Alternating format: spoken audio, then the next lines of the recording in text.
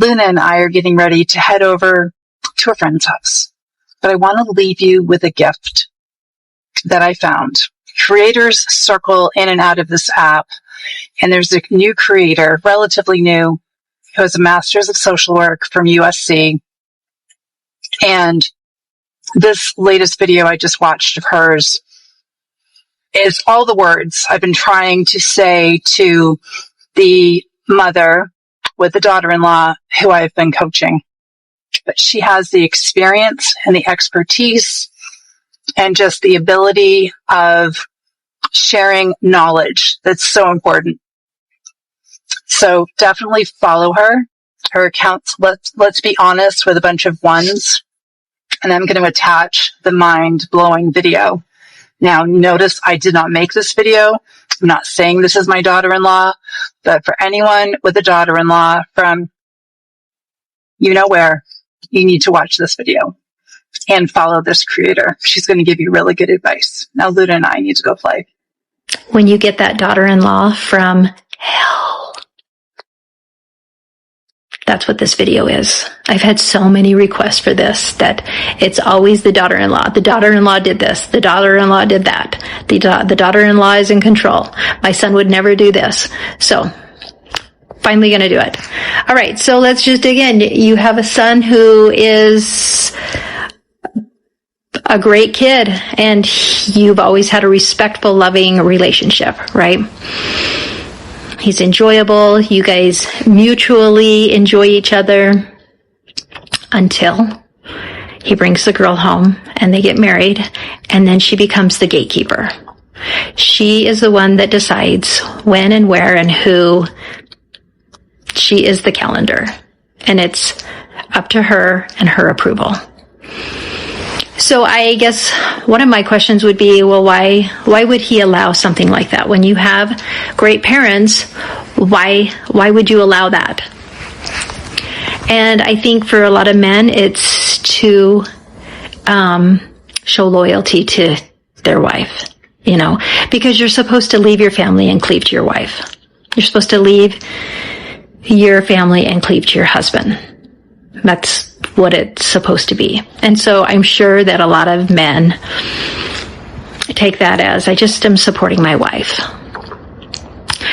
And another reason could be that it's just to keep the peace, right? Because if he challenges her, then he's got probably hell to pay. Probably. Right? That's a whole other conflict that maybe he doesn't want to deal with. And it's just easier to give part of that relationship up to keep the relationship with his wife. Okay, so we have that. So let's get to the kind of the deep stuff of things that I've seen or things that I've been part of. And that is when the wife becomes triggered interacting with his family. So she will manipulate it and say, oh, I just feel so much stress and anxiety around your family, or I just can't feel myself, or she'll blame an individual. Your dad just makes me feel so uncomfortable, or your mom is always so condescending. And he's probably going, oh, that's weird because I've never seen that in my family, but he doesn't speak up. And it could be because of the two reasons I've already said. I think another way that the daughter-in-law can also kind of manipulate. Okay, I have to stop this for a moment, or I'm going to forget all the things she's saying. All right, let's dial it back to estranged parents are us, fired mom, reformed mom, and now I think she's calling herself Gen Z Jenny. That's going to be her latest platform. And by the way, for those of you that are really concerned, she said goodbye to TikTok yesterday. I'm going to do a whole thing on that. And she's just going on to the next part of her journey, and she's done with this. So that's her final message, is to take a video from a creator who, by the way, got her account banned. Okay. So this is from the account that got banned, and I just happened to capture it before it was gone. And now she's doing a new account. And she says that she only talks about like estrangements and things like that. I don't know that she has a master's degree in social work. She might, but you know, that doesn't mean she's not a toxic person. You know, education doesn't, you know, weed out the people that are emotionally, mentally unhealthy kind of thing. She is in an estrangement herself. I don't know the background. I don't know how many kids. I haven't dived deep into her. I do know she calls adult children failures for not being able to be in relationships with their parents. I'll link this video back to a video where I've featured her before. And she says that's all she talks about, which is not true. She also talks about a lot of conspiracy theories and political things, and I'm not getting on one side or the other. I just am saying that I think she got her account banned, not because of estranged adult children, but rather some other rhetoric that she was spreading that got complained about. And this video is not going to go over on the TT because it's long and I don't put my long content there. It's just going to be here on YouTube. So as I say that, I will tell you that as a content creator on the TT, I fortunately, knock wood, don't want to knock the picture frame down. I have never been banned. I have had strikes against me. I've been attacked. There was a self-aware narcissist, no such thing, diagnosed with MPD, who went after me hardcore, and that person had well over 1 million followers at the time, and I got strikes and all sorts of things, and I was able to do the things I needed to do to make sure that my account didn't get banned. So what I'm saying is it doesn't just come out of the blue and they take your account away like these people like to try to make it seem it does. You have warnings and you have time to rectify it. Could it happen to me? Sure, I could miss a warning. I think it's like 3 or 4. And I do personally monitor that account and I make sure that I don't have strikes and things because I'd like to not be banned and I'm careful. So all that to be said, fired, aka estranged, aka reformed, aka Dawn, which is her real name, who's now going to go by Jenny, I don't know why, has decided that as part of her one of 2 last videos, because this is the next to last video that she created, that she's going to feature someone talking about daughter-in-laws. Her estrangement started with her eldest son, and just for a little bit of knowledge, I have inside track knowledge. I'm not going to say where it comes from. I'm just going to tell you that there are things in terms of documentation that I've seen that I know where fired, aka estranged, on blah, blah, blah, is not telling the truth. And when she went into this reformed mom persona, I'm going to call it, I started watching really closely because she unblocked me and she came up on my feed. She blocked me ages ago. She held me responsible for having her account banned, even though I never reported it. She wrote a blog about me and decided to typo my name, and that's kind of a thing. She went after me pretty hardcore, and the only reason I knew about her was because she featured one of my videos out of context calling me toxic. And I went back at her the same way that I do everybody, with kindness, compassion, and constructivity. I did, because somebody else doesn't get to hijack who I am, and because I'm not looking to have a war. I don't need to create a war to put my points across to somebody, and whether they get it or not is irrelevant. I just felt that I wanted to respond to somebody taking me out of context.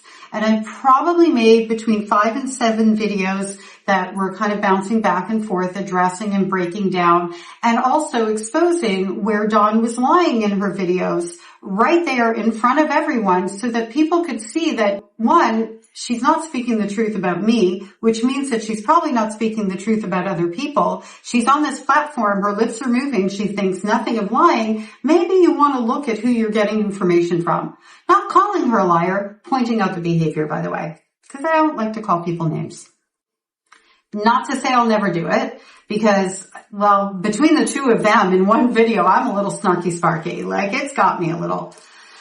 So she chooses to take her last video, I believe, in the way that she's done this as a shot to her daughter-in-law, even though she goes, I don't have a daughter-in-law like this and I love her now and blah, blah, blah. She stalked her daughter-in-law, followed her to a Target store, sat out in the parking lot. She would do drive-bys at her son and daughter-in-law's house long after they created the boundaries around no contact. She just wanted a glimpse of her granddaughter, which, by the way, she got to meet in the hospital up until the point where she made a joke. It wasn't a joke. It wasn't I'm going to say it. It wasn't a fucking joke. It was a horrible comment. I'm not going to say what the comment was. About the baby, around something related to her daughter-in-law that was extremely sensitive and hurtful, and she knew it was because she'd been told not to say things like that. She likes to say she has a TBI and that's not who she is. Well, she's still going after the daughter-in-law just through using somebody else's mouth. So first son, oldest son goes no contact, right? And that's also the father's fault that he has alienated them. Somebody asked me the other day about parental alienation versus estrangement.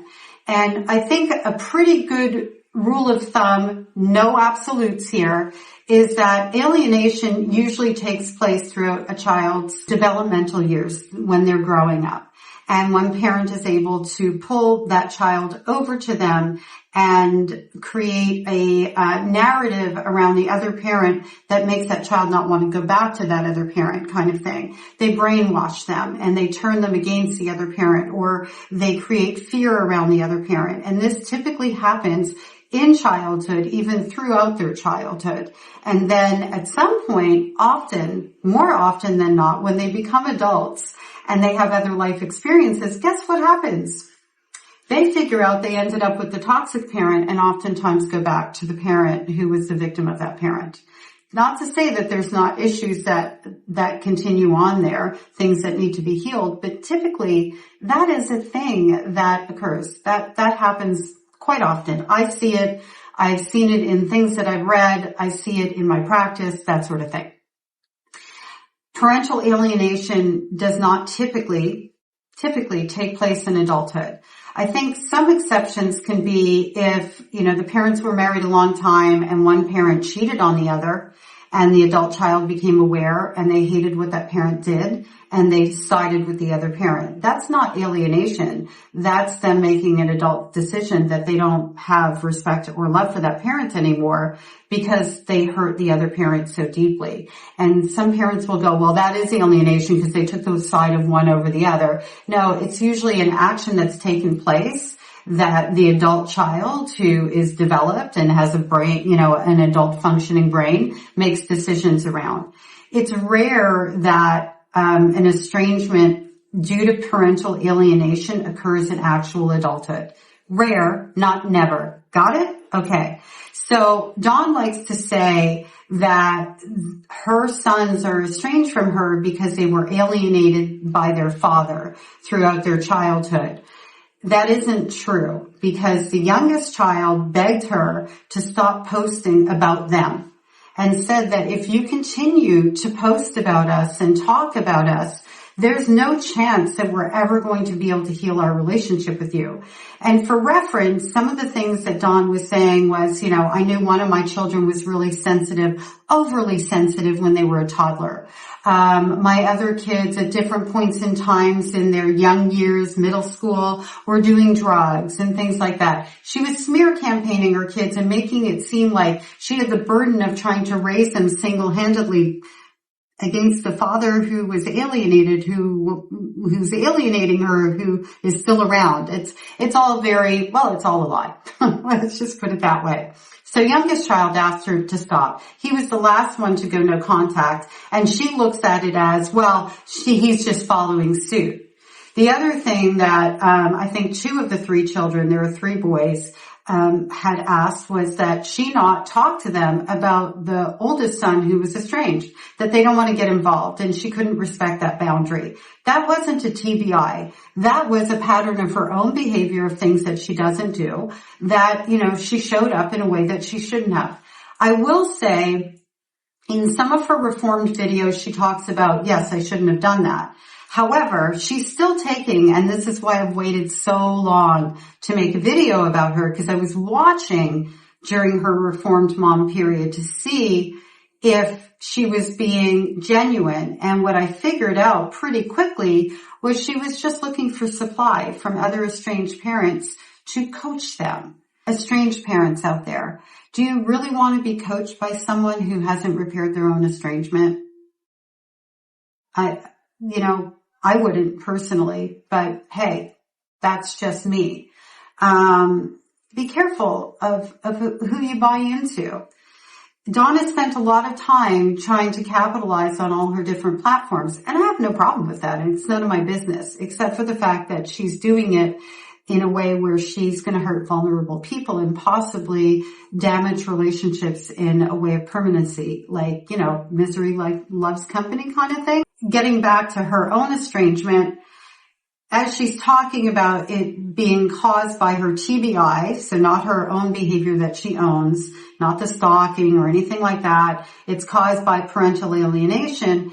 And, the stepmother being the evil stepmother who also delivered flowers to her when she moved and actually behind the scenes was trying to encourage her sons to have a relationship with their mother. And she knows this. I know that she knows this. So in other words, what I'm saying to you is it's just all a bag of BS, right? And now seeing this latest little shot, I know that there is no such thing as reformed mom. And that's really sad because I really was, I'm an optimist and I was hoping, well, maybe she's done some. No, this isn't that. So now she's taking a shot at her daughter-in-law. Her daughter-in-law didn't manipulate or in any way create a situation where she was a gatekeeper. The son is the one who made the decision, and that's evident even more so by the fact that the other two boys also made the same decision, and I don't think the other two are married or were married at that time. So it wasn't due to any daughter-in-law influence. And when I hear this woman speak and she's talking about, cleaving and all of that, when we get married, our relationship does change with our parents because our priorities change. The time that we might have been able to spend with our parent is going to change because now we're building our own little family. And so if as a parent, we're not kind of the addition around for not the leftovers, but just the space that's left and even to help support the new marriage and the marriage as it goes forward, then there's going to be some bumps in the road. And there's going to be likely boundaries that start to come into play. Like, for example, well, no, Mom, I don't have that time today because I'm taking my wife on a date. Or, no, you can't just come over whenever you'd like because we're having a husband-wife time. Just give me a call first.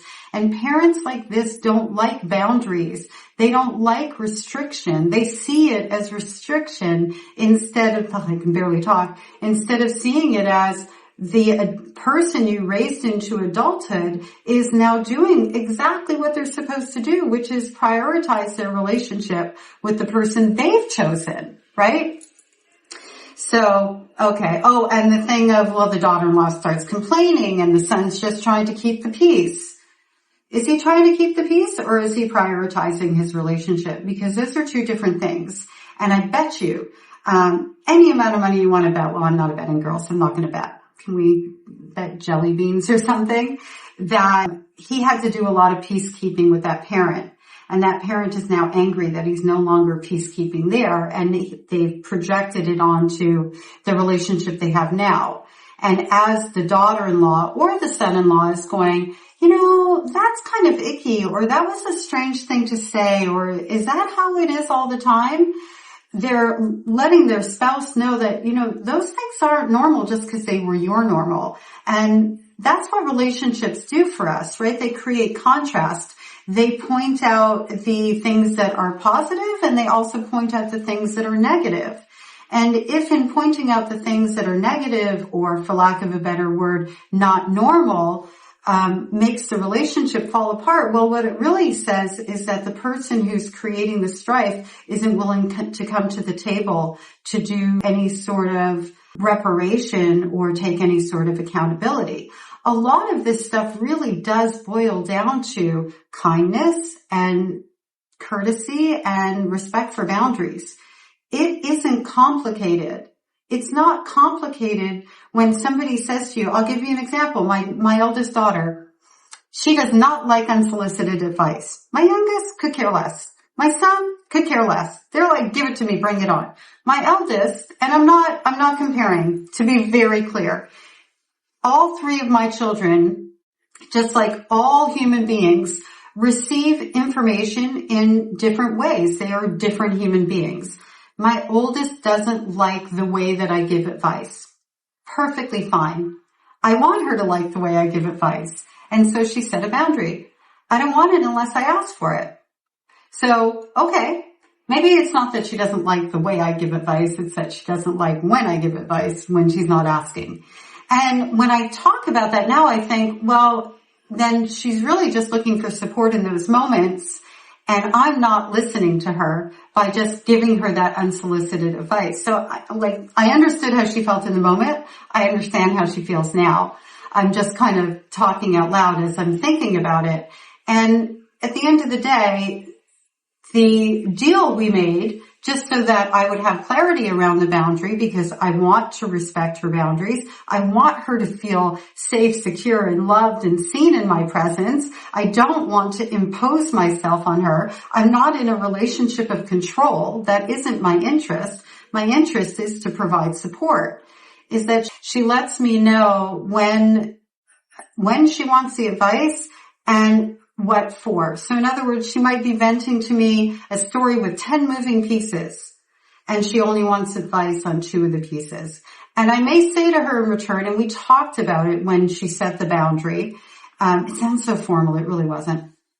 And I said to her, well, if you're asking for a piece of a bigger story, and I feel like I can't do that without addressing some things, can I just say to you, well, you know, it's hard for me to do that without talking about these other things. What do you want to do? And she's like, yeah, Mom, like that would be great. We haven't had an issue with that. That was like a year and a half or so ago since then. And we're not going to. You know why? Because I'm going to respect her boundary. Do you know why? Because I love her. Because I hear her. Because I respect her as a human being. End of story. It's not complicated. Okay, so let's keep going with this. And I know I went off on a tangent, but I think it's important that we start recognizing that changing behavior, no matter how we feel on the inside, to accommodate our children, I'm not talking about walking on eggshells, is not a difficult thing to do. It's that parents like these, they feel so entitled to be in the same elevated position that they had through their child's life, that they can't step back and check their ego at the door to recognize that some of those things they did were very damaging, and that it's okay. That doesn't mean they're a horrible human being. What makes them an actual great human being, loving human being, is that willingness to make sure that their children do feel good in their presence. That includes childhood and adult children, right? So it just blows my head off. It really does. Okay. Challenges her, then he's got probably hell to pay. Probably. Right? That's a whole other conflict that maybe he doesn't want to deal with. And it's just easier to give part of that relationship up to keep the relationship with his wife. Okay, so we have that. So let's get to the kind of the deep stuff of things that I've seen or things that I've been part of. And that is when the wife becomes triggered interacting with his family.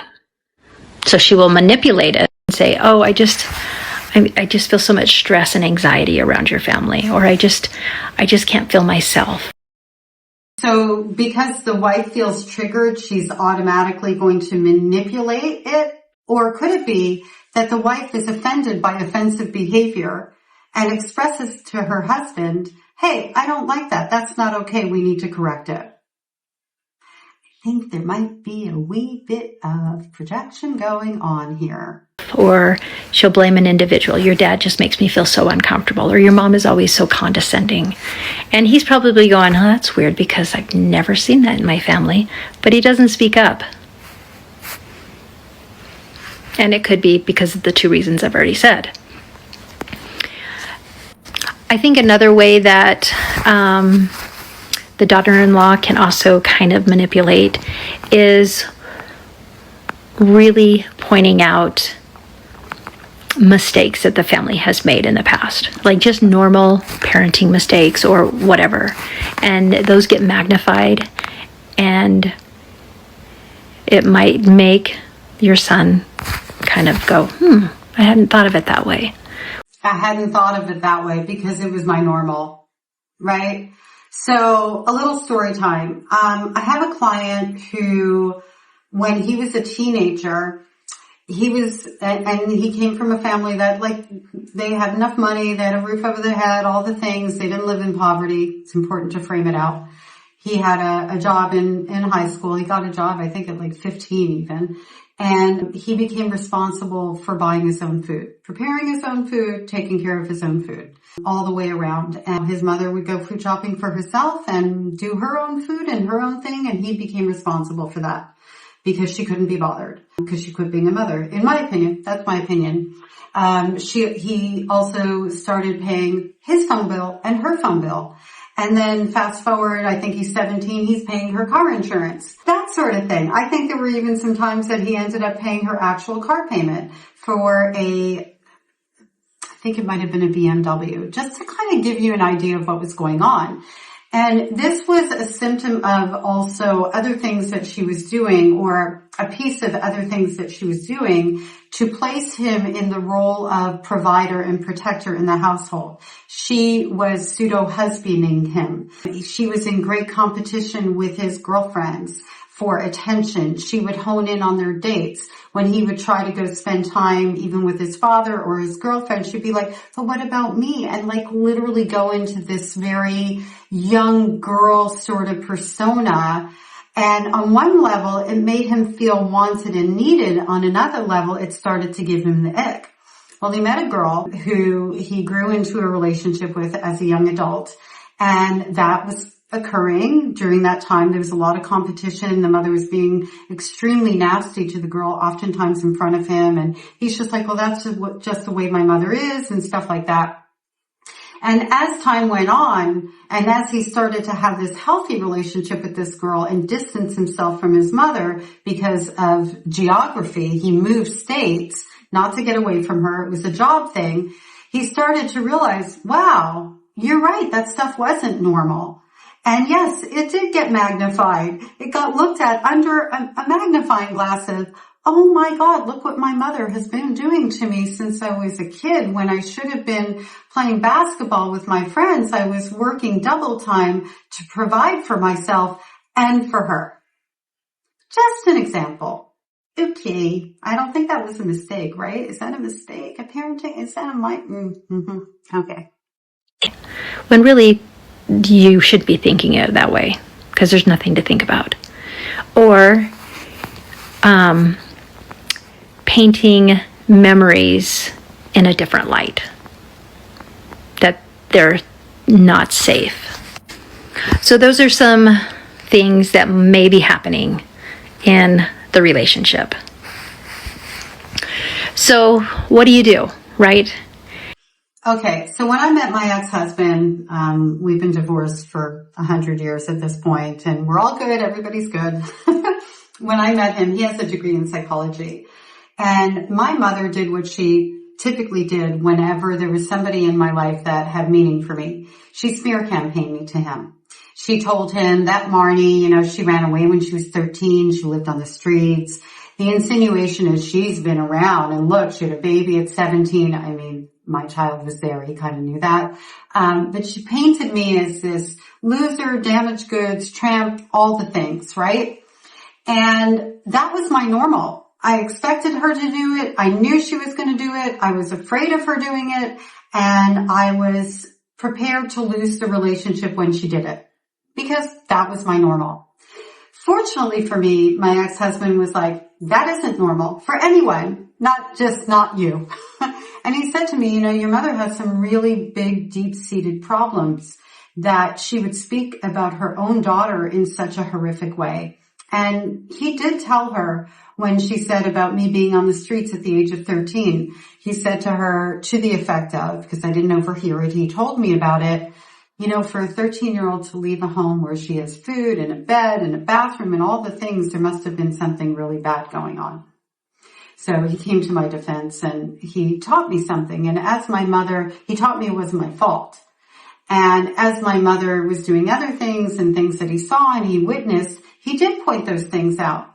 And I did think about them. And I did have contrast in my relationship with him. And as a result of that, I started to figure out that my mother was carrying on some of these behaviors, the ones she could get away with at the time, over onto my two young children.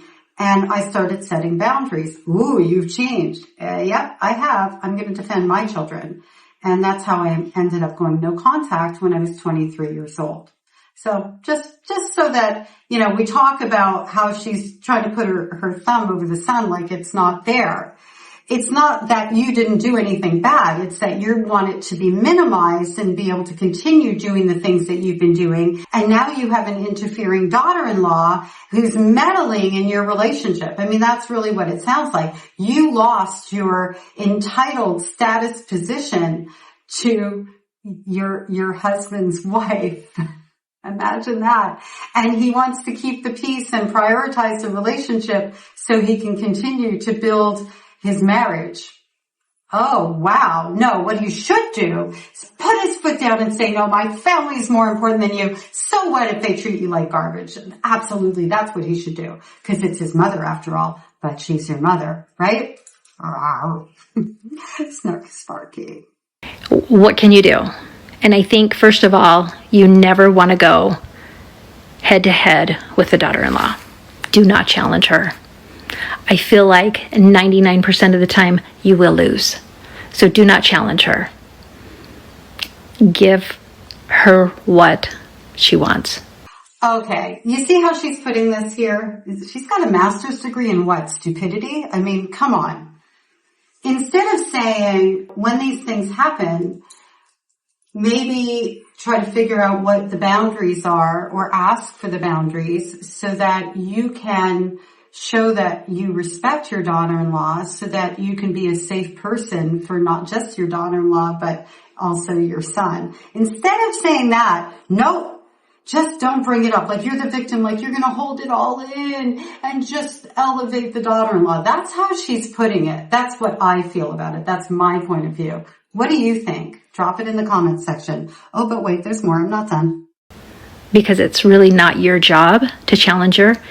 It's his job, and he's not. For whatever reason he's not, which we've talked about a few, he's not. He's not challenging her. It's his job to challenge her. Because I would ask myself, where's the value? If I challenge her, where's the value there? Because is she going to go, oh, I hadn't thought of that. I'm so glad you brought this to my attention. Yes, of course. I will do much better. No, she's not going to do that. Wow. Is that not projection?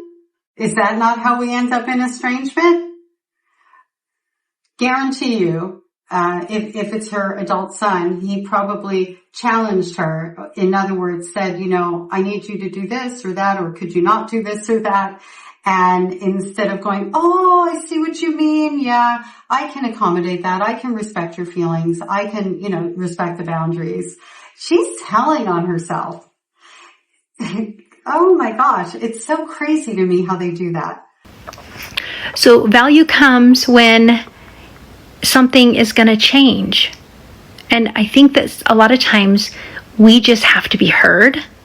And so we're out here being heard and challenging when there's no value. And so it's actually hurting more than it's so helping. We just have to be heard, and that's why we're going to complain about our daughter-in-law to our son and put him in the middle kind of thing. That's kind of what I heard in that. Or we just need to be heard because we know better and it's not going to change anything. You know, that goes back with that unsolicited advice thing. That goes back with being interfering. That goes back with not respecting the sanctity of the marriage, the person that our adult child has chosen. That's what all that goes back to. It really is not hard to just show support and get along and be kind and respectful. I don't understand, well, I do, narcissistic family systems, why people complicate it so much. It is not difficult to show up just as a kind and respectful person. Like, what the actual fuck? So here she is. She's acting like she's giving out this really good advice with her master's degree in stupidity. And I'm sorry, snarky sparky. And instead of addressing it in this constructive way that you would think goes along with that master's degree she has, which is what's showing the stupidity, she's doing it in a way that is from her own experience. Like, she's telling who she is. She's saying that, you know, it is an exercise in futility for you to confront me because I'm not going to change anything. And she's projecting that onto her daughter-in-law. And, you know, all she cares about is being heard, but is it really important to be heard? No, it's actually more important to listen sometimes. Oftentimes, it's more important to listen. And she skipped right over that whole part of it. She's not saying, she's basically telling people just to shut up and suck it up, buttercup. There's nothing you can do because you have an evil daughter-in-law. Instead of saying, well, you know, what are her grievances? Are you listening? Are you looking at what's actually going on? Have you asked what you can do to build closeness? Are you going to therapy? She's not saying any of that. She's making it like they're the victims of the evil daughter-in-law that they've lost their son to, and there's no work that they need to do whatsoever. They have zero part to play in that. That's what this sounds like to me. Master's degree in stupidity. Because there's no value in challenging someone like this.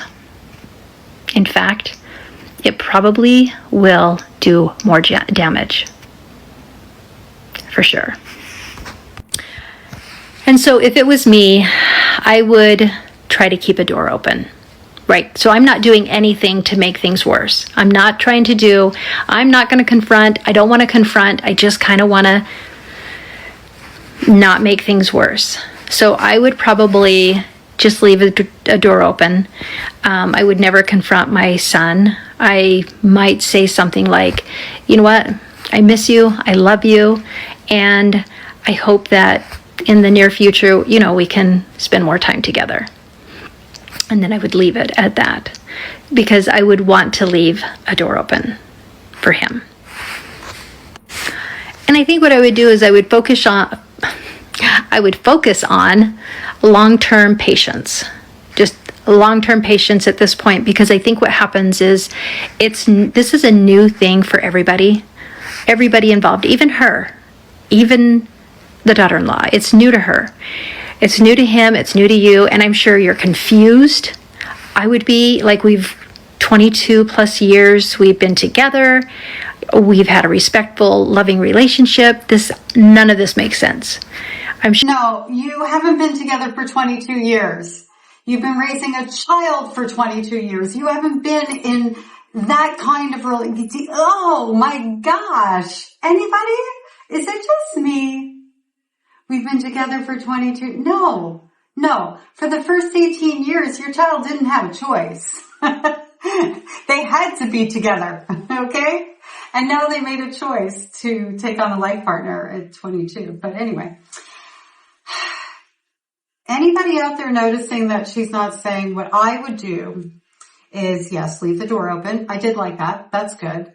Did not like, I love you and I miss you. Because that's manipulative and guilting. You can say, I love you and I miss you. What can I do to make things better? That's not guilting and manipulation. She runs by manipulation, just the way she said that. That's not how you leave the door open. You want to leave the door open so somebody's going to possibly walk through it. You say, I really love you. I miss the time that we spent together. You're allowed to express yourself, obviously, in a constructive way. Don't put pressure. Don't put guilt. Has no place in any relationship. And what is it that I can do to show up in a way where we can work on our relationship and spend time together, spend quality time together? Because a lot of times also with parents like these, it's quantified. It's how much they're getting, not the quality of the time that they're getting. They literally are in competition for the time. Somewhere along the way, they got the message that love is to be quantified, and that's not true. You know, they want the biggest piece of the pie, or they don't feel like they're being as valued as the next person. That's a part of what creates the jealousy and the competition that goes along there. If you are a parent out there and you notice that your adult child is pulling away, whether they're married or not, if they're married, don't assume it's their spouse. Because if you do that, you're automatically not looking at what your part to play in the situation is. You're automatically looking for something outside yourself to blame, and that's probably been a part of the problem. So don't assume that it's the spouse. I see this all the time too, by the way. I have a mother and daughter individually. They don't come to counseling together. They might at some point, but I have a mother and daughter together. And the daughter's been pretty clear about, I'm married now. My life is different. My mom, I need her to be my mom, not my friend. And I'm trying to make some adjustments because it is a new situation, and she's aware that her mother is feeling, the loss of the time that they used to spend together, the loss of the relationship. That's where I was going with that. And so she's trying to help her mom come to terms with the evolution of their relationship, which by the way isn't her job to do. It's the mom's job. And the mom automatically went to the place of, and I saw it unfold, of it's because of who she married. She can't come to dinner anymore every day, or, so often, or whatever. It wasn't every day. And it wasn't. It's literally because life changes, evolves, and our relationships grow with other people, and we don't have the same amount of time to spend and devote to our parents, and we're not supposed to. As parents, we're actually supposed to raise our children to leave the nest, not stay, eternally attached to it while treating all the other relationships as secondary. She's, flipped the card upside down. So to my parents out there, I love you. I miss you. I'm really, wondering what it is I can do, or change. What do you need from me to build our relationship? What boundaries do you have? And respect those. And go to therapy. Go and talk to somebody.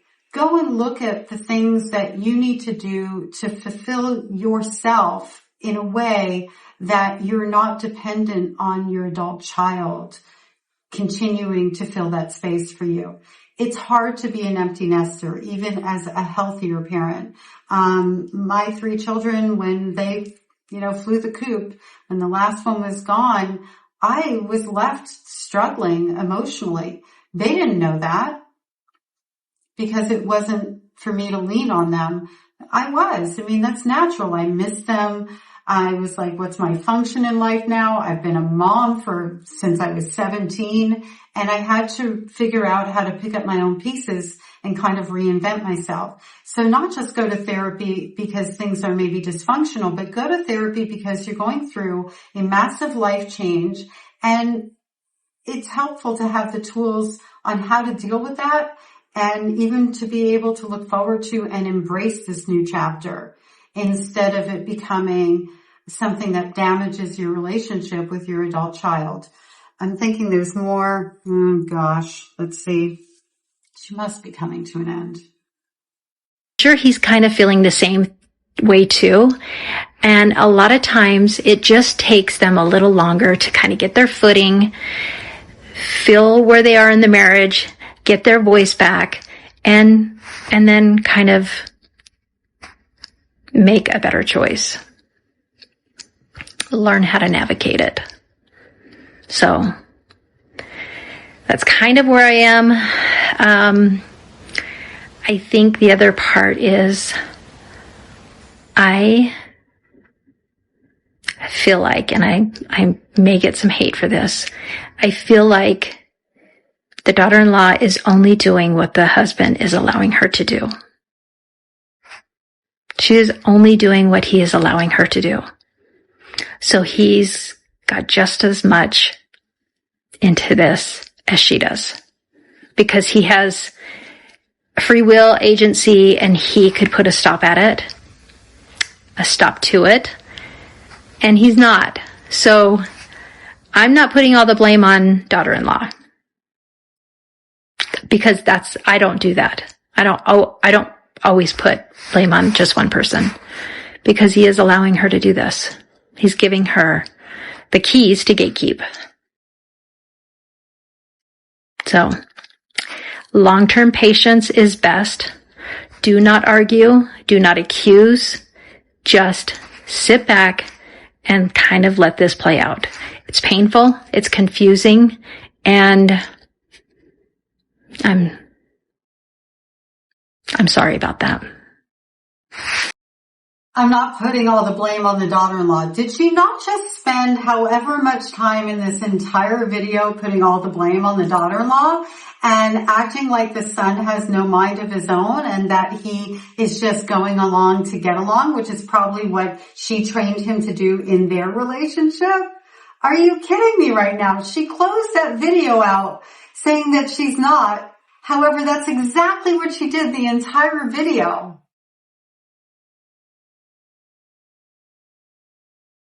And, eventually he'll come around and he'll make the right choice. So he'll choose you over his wife and I guess get divorced. And then you can spend the next 22 years together, living happily ever after. This might be proof that they give master's degrees to anyone. No shade on anyone with a master's. Listen, that's not what I'm saying. I'm not saying it's not earned, but come on. I'm flabbergasted. So going backwards a little bit, this is what Dawn, aka Jenny Gen Z, reformed mom, estranged mom, fired mom, has decided that she is going to leave as kind of her final message, well, next to final message on her platform. Just one more dig at the daughter-in-law whose fault it wasn't that she doesn't have a relationship with all three of her children. Okay, I see. What do you think? Tell me in the comments section. I know I rambled a bit, but she said, well, not but. She said, they set my hair on fire. I mean, I got a 2-for-1 on this one. So, see you soon. Thank you for being here. Anybody you want me to feature? Put it in the comments section. Don't tag me in their videos because they will block me. Thanks and have a great day.